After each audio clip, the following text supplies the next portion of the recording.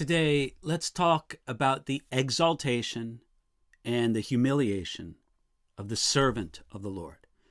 I'm going to read to you from a very precious passage, Isaiah chapter 52, verses 13, 14, and 15, where we read this. Behold, my servant shall deal prudently. He shall be exalted and extolled and be very high.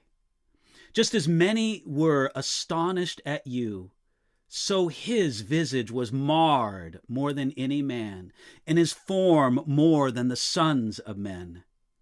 So shall he sprinkle many nations. Kings shall shut their mouths at him. For what had not been told them they shall see, and what they had not heard they shall consider.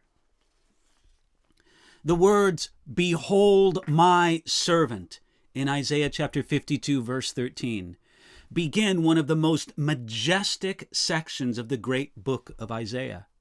This passage, through the end of Isaiah chapter 53, has in focus the servant of the Lord.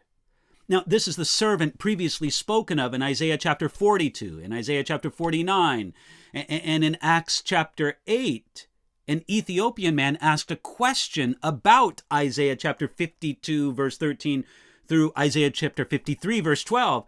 And this is what the question the Ethiopian eunuch asked: of whom does the prophet say this, of himself or of some other man? That question is still asked today, and the answer is extremely important. You see, through the book of Isaiah, many have been called servants of the Lord in one way or another. Isaiah himself was called a servant of the Lord. That's in Isaiah chapter 20. Eliakim in Isaiah chapter 22. David in Isaiah chapter 37. Israel itself in Isaiah chapter 41. All of those people or groups were called the servant of the Lord.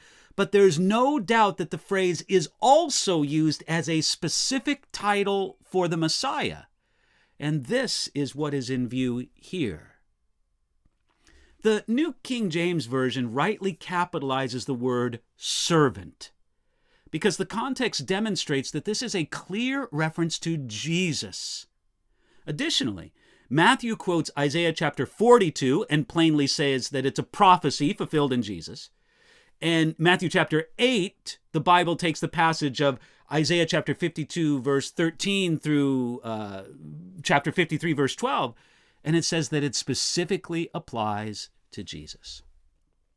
Many people are amazed that some people, especially Jewish people, can read a chapter like this and miss Jesus. But honestly, it really isn't surprising.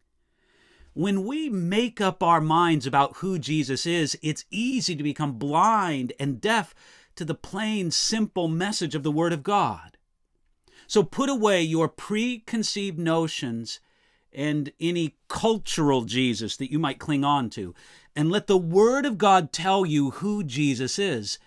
Isaiah here in this passage gives us a great start.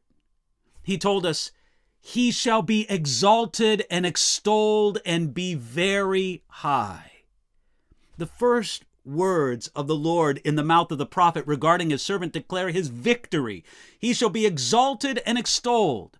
That means that the Messiah will triumph. There's no doubt about it. Before any of his sufferings are announced, his glorious triumph is assured. We also read here that his visage was marred more than any man. This speaks of the cruel and vicious beating that Jesus endured at the hands of his enemies.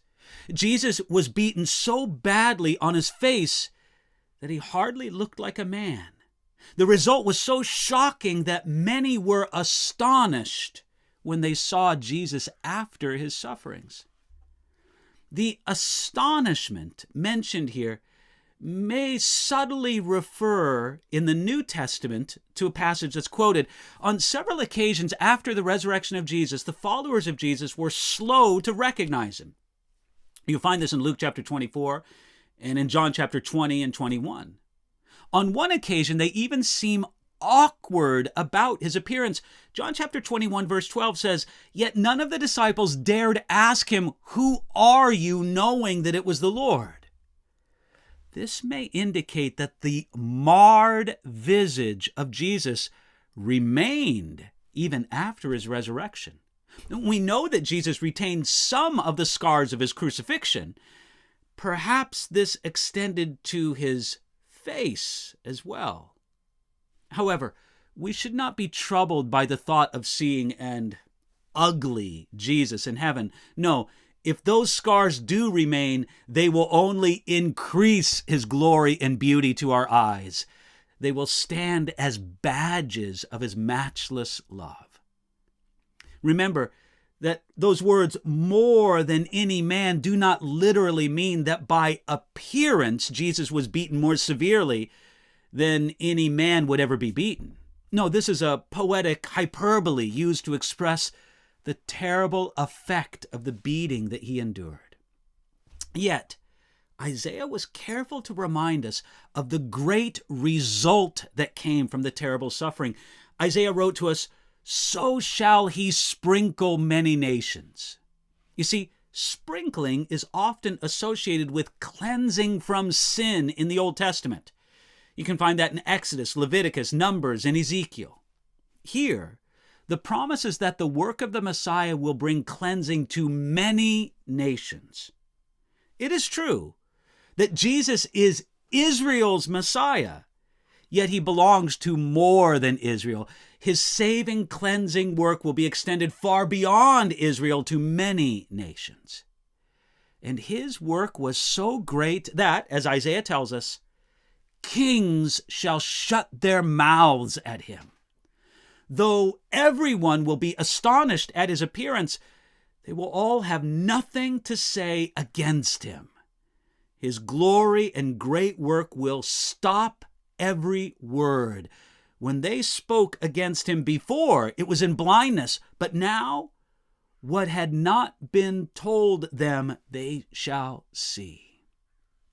See, like these kings that were mentioned in Isaiah's prophecy, when we see Jesus for who he is, and in light of what he has done, it stops everything we might have said against him. Every excuse, every self-justification, every denial, every subtle demonstration of our self-dependence and independence is put away. If we would only do what Isaiah told us to do. Behold the servant of the Lord.